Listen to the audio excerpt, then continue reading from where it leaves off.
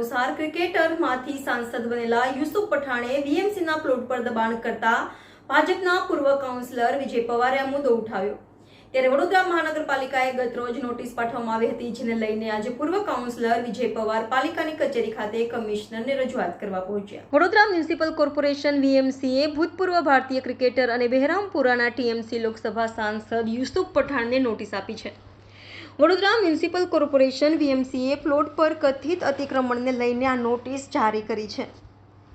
આ બાબતે શહેરના નિયમોનું કહેવું છે કે આ પ્લોટ શહેરની માલિકીના છે। વીએમસીએ 6 જૂને નોટિસ આપી હતી, પરંતુ ગુરુવારે 13 જૂને તેમણે મીડિયાને આ અંગે જાણકારી આપી હતી। આ બાબતે વિજય પવારે જણાવ્યું હતું કે મને યુસુફ પઠાણ સાથે કોઈ વાંધો નથી, પરંતુ વીએમસી ટીપી 22 હેઠળના તાંદલજા વિસ્તારમાં રહેનાર પ્લોટની માલિકી ધરાવે છે।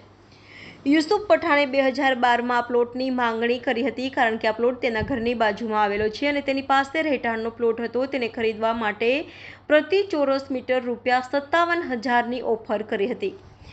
તેમણે વધુમાં જણાવ્યું હતું કે ત્યારબાદ વીએમસીએ આ પ્રસ્તાવને મંજૂરી આપી હતી અને તે જનરલ બોર્ડની બેઠકમાં પણ પસાર થઈ હતી, પરંતુ આવી બાબતમાં રાજ્ય સરકાર પાસે અંતિમ સત્તા છે અને તેની તરફથી કોઈ મંજૂરી મળી ન હતી, જેના કારણે આ પ્રસ્તાવ ફગાવી દેવામાં આવ્યો હતો। જોકે વીએમસીએ તે સમયે પ્લોટને ઘેરી લીધો ન હતો।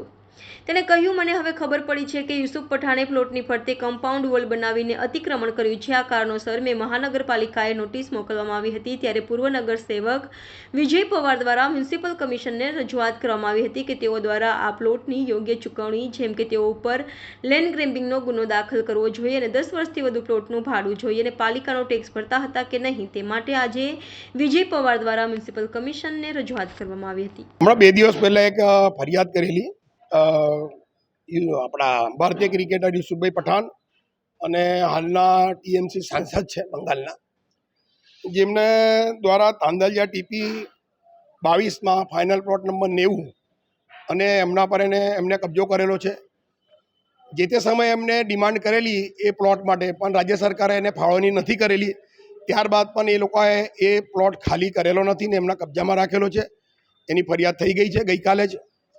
આજે ફરિયાદ થયા પછી મહાનગરપાલિકાએ એમને નોટિસ બી પાઠવેલી છે કે તમે તાત્કાલિક અસરથી 10 દિવસની અંદર ખાલી કરો, પરંતુ મારી કમિશનરશ્રીને રજૂઆત હતી ને આજે હું રજૂઆત કરવા આવ્યો તો કમિશનર સાહેબ છે નહીં, એટલે એમના પીએને મેં આ લેટર આપેલો છે કે આપણે એમને જ્યારે આપેલો જ નથી, રાજ્ય સરકારે એમને પ્લોટ ફાળવેલો જ નથી, છતાં પણ એમને એ પ્લોટ અંદર પોતાના કબજામાં રાખેલો છે, તો તાત્કાલિક અસરથી એમને ખાલી કરવો જોઈએ, નહીં કે એમને નોટિસ પાઠવવી જોઈએ। અને મારી એમને ખાસ રજૂઆત હતી કે એમને લેન્ડ ગ્રેબિંગ એક્ટ પ્રમાણે એના પર ફરિયાદ થવી જોઈએ અને અત્યાર સુધી એમને જે 10-12 વર્ષ સુધી એ પ્લોટ વાપરેલો છે એનું ભાડું વસૂલવું જોઈએ, એનું ટેક્સ ભરતો હતા કે નહીં, એનું આપણા કોર્પોરેશન ટેક્સ ભરતા હતા કે નહીં, એની તપાસ કરવી જોઈએ, એવી રજૂઆત કરવા માટે આજે આવ્યો હતો।